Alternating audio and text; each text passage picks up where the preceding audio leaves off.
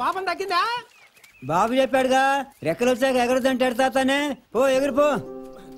బాబు మా తరానికి మీ తరానికి తేడా ఇదే. మా రోజులు స్వతంత్రం లేకపోతే మేమున్న చోటుగా దాన్ని తెచ్చుకున్నాం. ఇప్పుడు లేదులే స్వతంత్రం.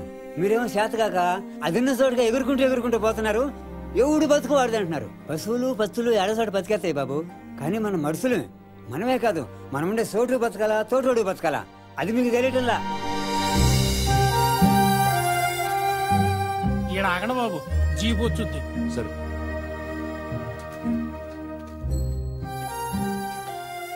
చూడు ఎంత బ్యూటిఫుల్ గా ఉందో. దీన్ని కూడా తవ్వేస్తారు. దేవిక, చక్రవర్తి ఎలా ఉంటాడు? ప్రసాద్ గారితో మాట్లాడి చూద్దాం. ఆయనకేమైనా తెలుస్తుందేమో. నేను కలవచ్చా? ఆ పట్టాభికి చక్రవర్తికి సంబంధం ఏంటి?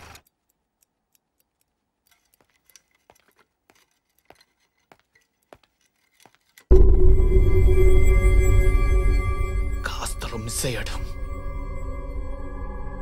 నువ్వు బ్రతికే ఉన్నావు అని వాడికి తెలిసిపోయింది.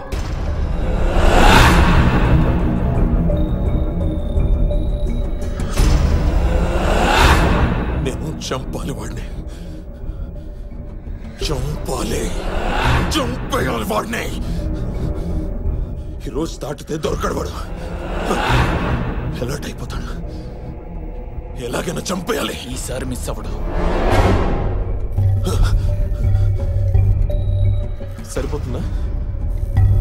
సరిపోతుందా? మైన్స్ బ్లాస్టర్ కొండల్ని పిండి చేస్తుంది.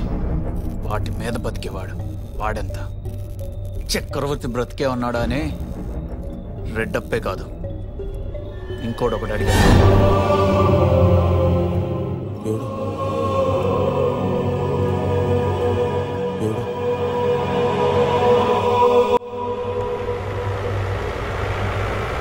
చక్రవర్తిని చంపితే నీ ప్రాబ్లం సాల్వ్ అవుతుందా? సాల్వ్ అయిపోతుంది. అసలు నా ప్రాబ్లం నా కోపం.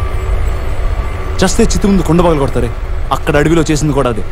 అందులో మట్టిరాజు రెడ్డప్పని చూసుకున్నాడు, నేను చక్రవర్తిని చూశాను. దొరికితే చంపేస్తాను.